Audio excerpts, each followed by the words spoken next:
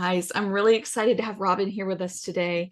Robin is an adopted mama and also a life coach, and she embraces Brené Brown and has certifications through her and all of those things. And so, uh, you know, who doesn't love that, right? One of her things that she does is coaches adopted parents and helps them raise their children well.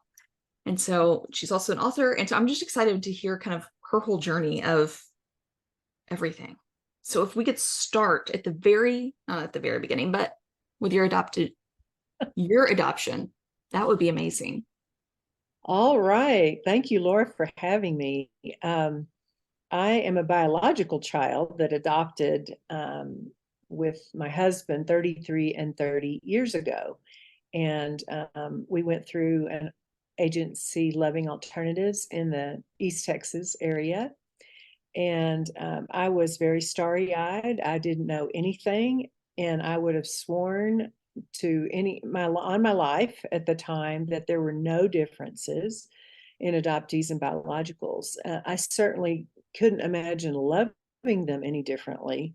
And we battled infertility through a lot of testing. The doctor said, there's 3% in the nation that we have no answers for. Everything looks like it should work, but it's not. So, go home and think about that, maybe consider adoption. So it took us a while, me especially, to get to that. And but when we welcomed our infants at 2 days old and 5 days old, 2 days for the older one and 5 days old for the second, it was just magical. I couldn't imagine the blessing, and the excitement was so high, the anticipation. The expectations were through the roof. They were going to be walking on the moon and discovering, winning Nobel Prizes and, Well, of course they all were. that stuff that I guess every parent dreams about. And I just didn't know that there were any differences. And I think, their infancy was amazing. And I homeschooled to 8th grade. And so we got to travel a lot. We read voraciously. I felt like travel was such a great way to learn. And so we did a lot of that. My husband was a pilot with Southwest Airlines at the time. And so it was easier for us to do that than a lot of people would. But we drove too. We just, we read all the Laura Ingalls books and drove to all those places she lived, and reenactments and all that stuff, and just had a wonderful school time for them. When they got to 9th grade, they went into public school, and I became an involved parent with the booster club and sat on the bleachers for show choir and all that stuff.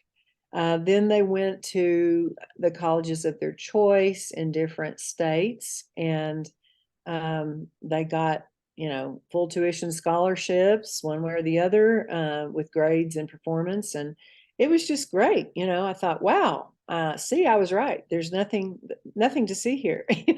No difference. Yeah, it sounds pretty magical. It does. It's just, even when I wrote the book, the editor said, really, no different, you didn't find any differences. And I said, well, I'm just being honest. It was really fantastic. I think the rub came. Of course, we saw, puberty angst and all that teenage stuff, but I just, we weathered it like everybody else. We had close friends, and their kids were, kind of angsty, but nothing really big. So I just thought, hey, this is just what I thought. And then when they got back from college, and they sort of seemed to be looking to us to map out their lives, that was not expected. And I was like, wow. We were all living together, which was uncomfortable because now, you have 4 adults in the home, and we were all trying to find our way. They were trying to find their way in the world. We were trying to figure out what's our place as parents. And it was just not, it was uncomfortable for a while. And one of them had a bad breakup, and I write about this in the book. And it just caused our family a lot of, there was just a wake of emotion left by all of that. And it really threatened the fabric of our family. Without going into a lot of detail about all that, just trust me when I say it was a rough, rocky time. So at that point, I started asking myself, what have I missed about maybe it's adoption. Maybe there's something that I missed. And, I say that and it's kind of embarrassing and also funny because it turns out I missed quite a bit. Quite a bit. A huge body of evidence that went by me in the stream and I didn't know I should look for it. But I started reading, I started interviewing people kind of on the side, not really thinking about writing a book at that time. I was just trying to learn and figure out is there anything different about adoptees? Is there anything going on in their souls that I don't know about that I should know about? And so in that process, I started reading things for the first time. I was considering there might be a difference. And that's why I never read anything. Not that there was a lot to read, honestly, back then. There's more coming out now than there was then. But yeah, that's when I really started learning. Yeah. Well, can you tell us kind of some things you learned? Because I listened to your story, and then I'm honestly, the thoughts I have are like, well, maybe it's because she didn't have any biological children to compare it to. Mhm. Maybe that's why, because it all just sounds so good and almost too good to be true. Because most adoptive parents I talk to, let me phrase it this way: I've never met another adoptive parent who has written their story like that or told me their story like that. Yeah. You mean they have problems early on? Is that what you're meaning? Yeah, just Yeah. really seeing the difference and knowing very Yes. early on that it is Early. different and Right. Right. seeing kind of that And, disruption.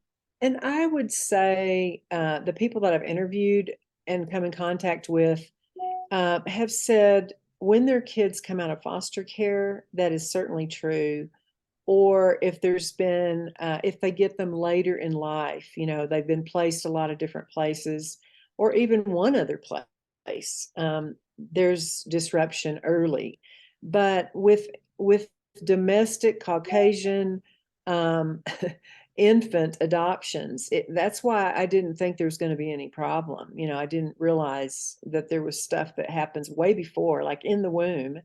Um, I thought it was a clean slate. Here you are, go home and build your life. That's how we experienced it until we didn't.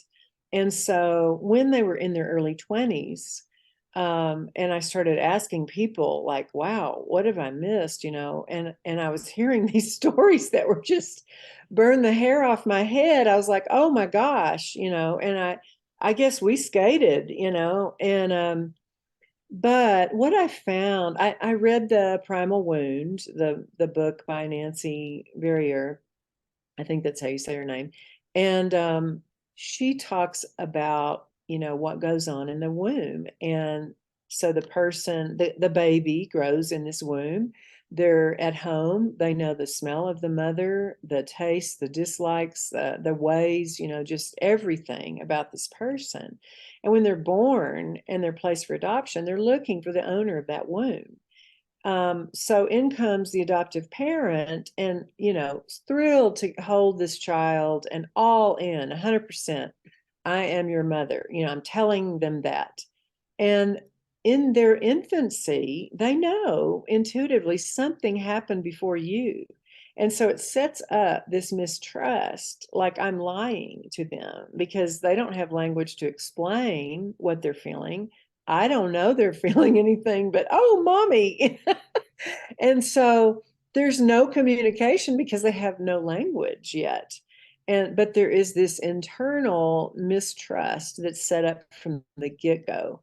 And it just, when I read that, of course, I cried like a baby because I realized I would go back and realize that there were so many times when one of our children didn't believe me.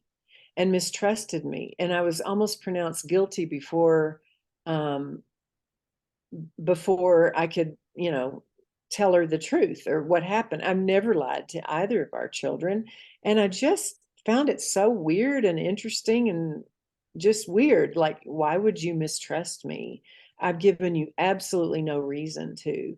And so as I'm reading, I'm realizing, oh, wow, kind of going back in time, I missed it back then, even though I kind of went, that's weird. I would never mistrust my parents. And, I mean, most people don't unless you have a reason not to, unless they're lying to you a lot and you find out.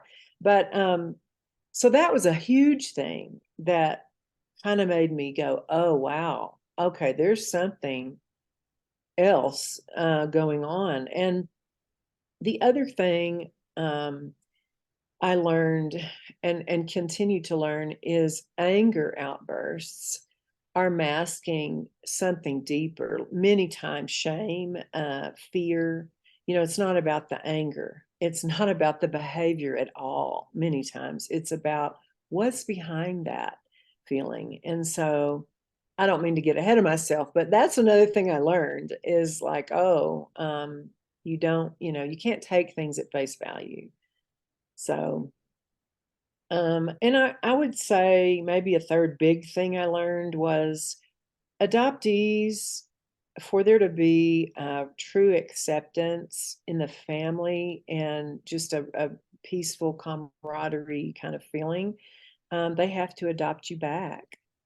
And, we're all in, and they have to come to that realization that I want to be your child.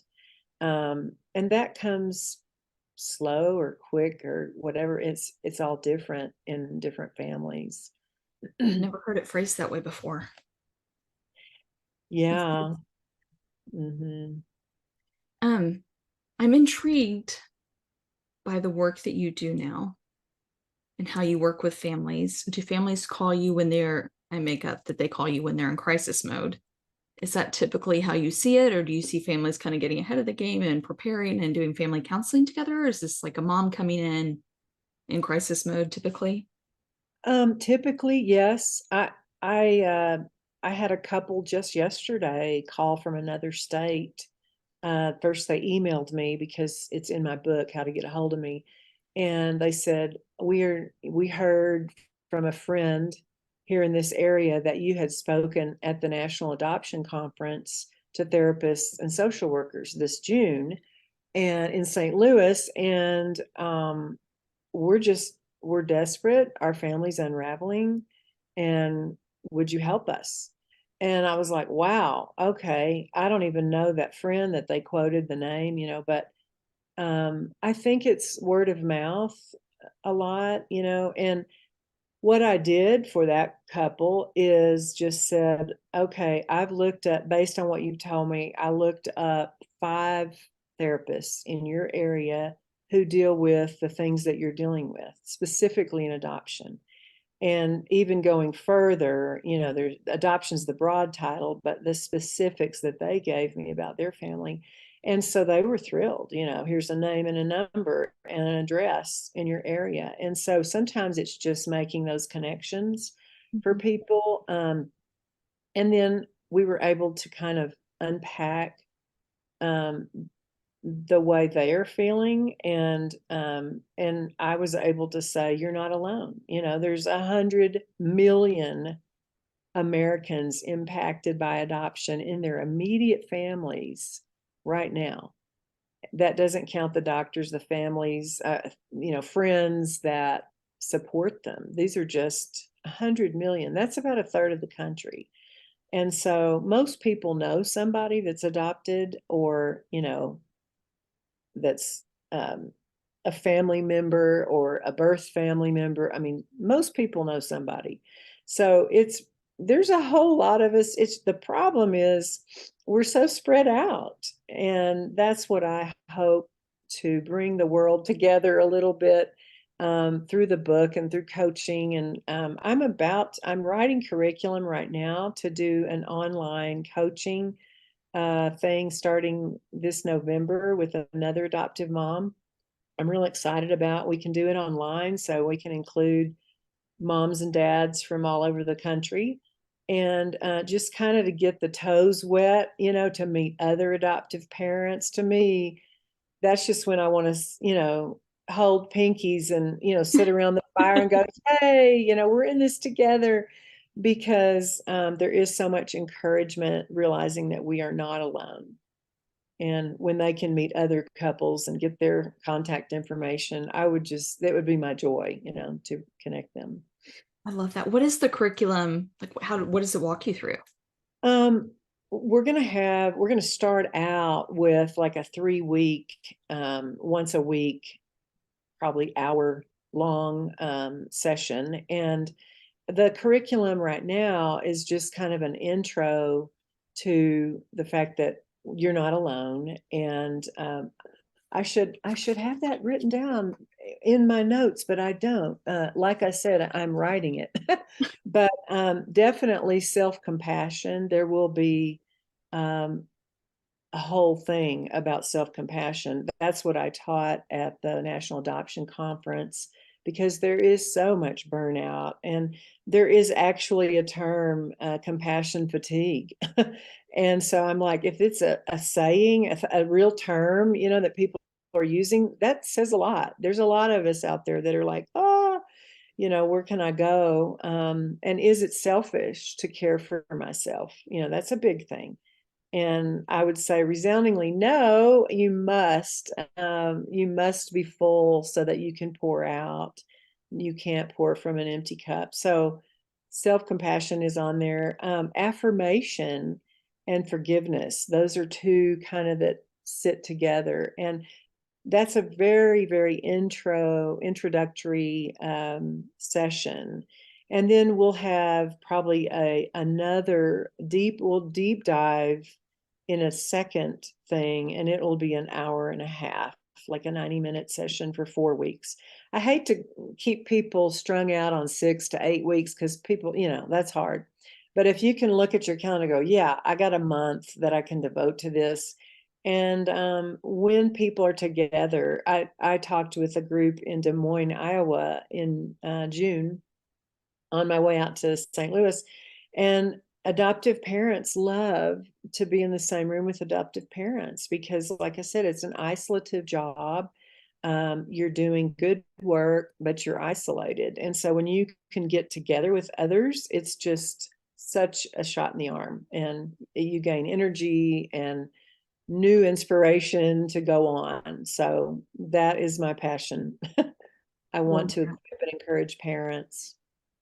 Well, I'm really excited. You're gonna have to tell me when that comes out, because that'll be super fun to Okay. Well, announce to the my world. website, I'm going to put it on the website, the dates, and we're playing with dates right now because we want to stay away from Thanksgiving and all the holidays, but before Thanksgiving week is my hope. And it'll be on my website, robinhitt.com, Okay. before, probably marketing it in October. So I love that. So as parents kind of realize, like, I make up that I would hear the words compassion fatigue and think, that's me. I'm done, right? What would kind of be your first steps? Like, what's a practical something that you would encourage those mamas that are like, yep, that's me? I would say the cheapest, quickest way is to lock yourself in a closet and breathe. Inhale hope, exhale peace. That's just kind of my, and just linger. Do that 5 times.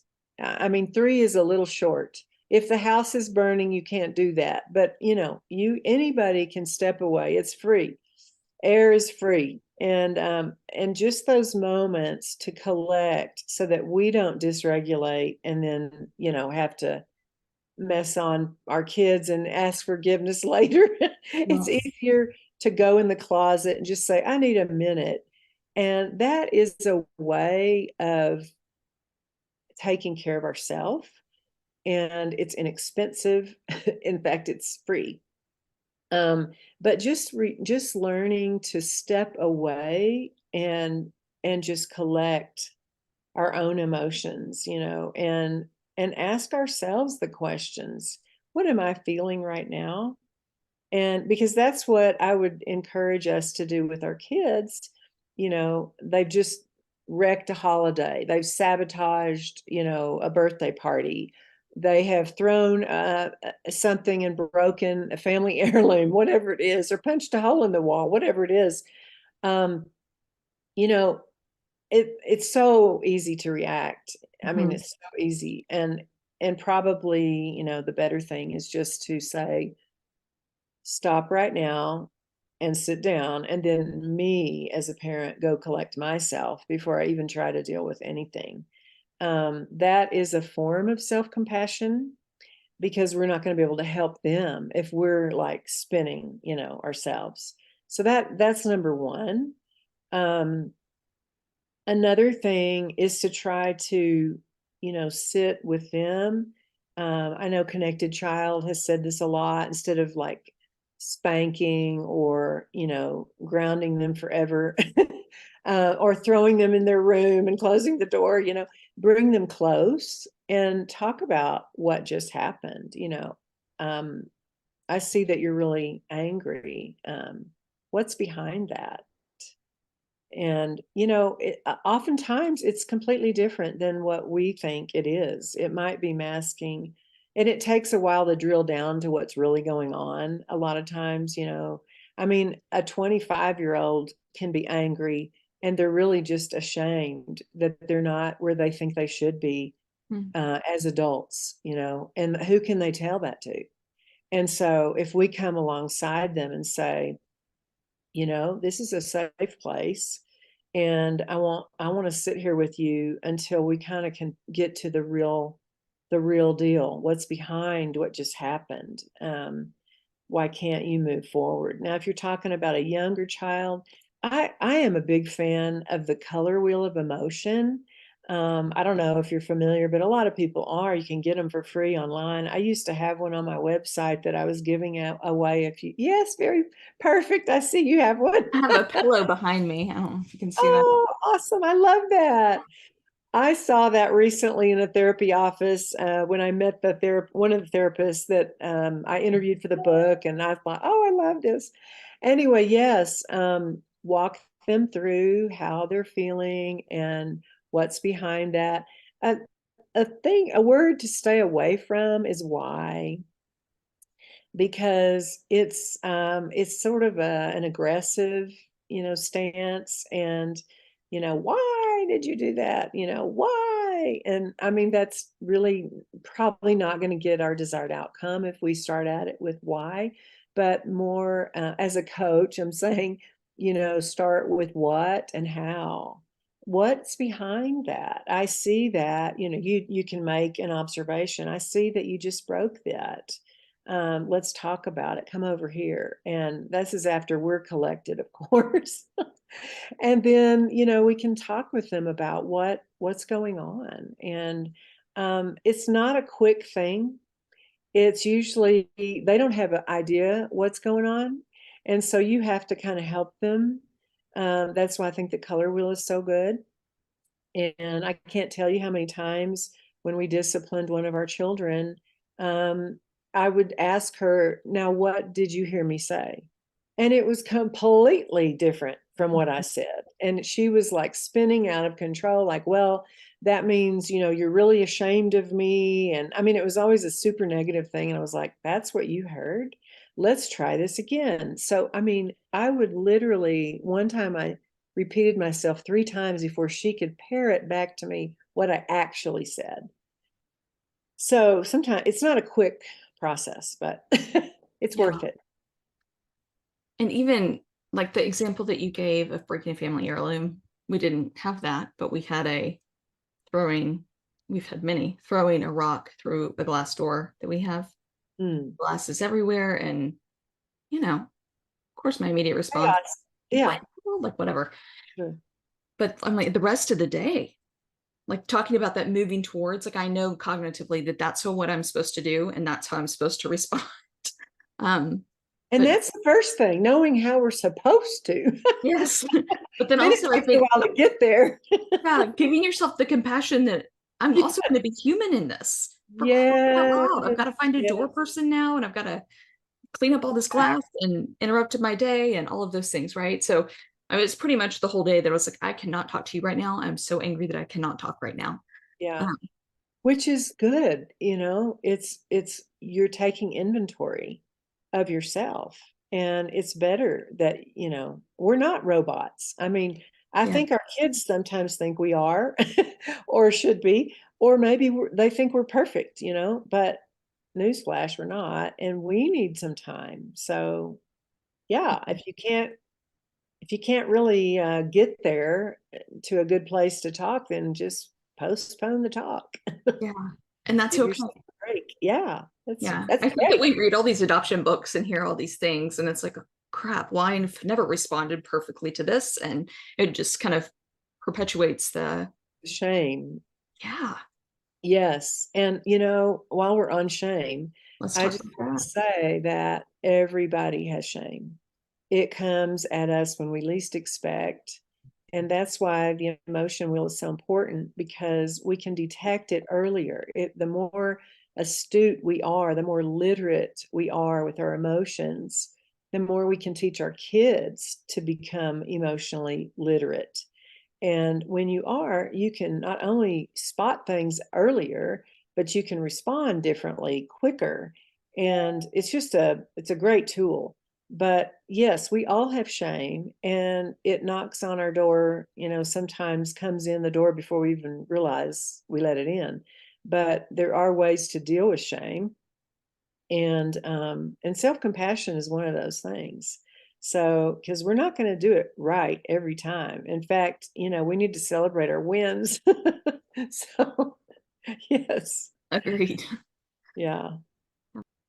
Robin, is there anything else that you would want to encourage mamas with? Is there kind of walking this journey, and if they may be struggling at the moment, is there anything that you would encourage them with? Yeah, I would say you're doing a great job. Every day you decide to show up and be present in your kids' lives, you've won. There are some moms who have chosen to just leave. It's too hard. Some dads, and that never ends well. Um, but anytime you can show up, and even if you're tired, even if you don't do it right that day, know that you're not the only one in the room. There's a whole lot going on inside your child that you can't legislate. You can't make it change. We can just navigate and be present with them in their struggles. And so part of it is just knowledge, what we're dealing with. And then number two is letting ourselves off the hook for, we're not going to be perfect. We're not going to get it right every time. I think asking forgiveness is super important. I've heard from my 33-year-old. I think it was last year, Mom, I'm so thankful that you and Dad modeled asking forgiveness. That covered all of your mistakes in my life. And I was like, wow, affirmation. Thank you. High five. So that's a big thing. The humility, I think it models too for our kids. See, we're not perfect either, and it's okay to ask forgiveness. And look what unity brings. I mean, when we can forgive each other in our humanity, it helps them be okay with their humanity. And the world's a better place, when we can accept our humanity. So I've learned a lot through the Brené Brown stuff, and I'm certified in her work, and we do workshops. I do it with another colleague on shame resilience, courage, wholehearted living, and vulnerability. And so I just feel like, yes, we must. I mean, we have to let ourselves off the hook. We're not going to get it right every time. Well, thank you. Thank you for coming on today and for encouraging us and sharing your wisdom with us. I'm excited to share your book and your course and all the things. So thank you so much, Awesome. Robin. Yes, thank you. Open Eyed Adoption is the book, and it's available in bookstores everywhere. Thank you. Thank you.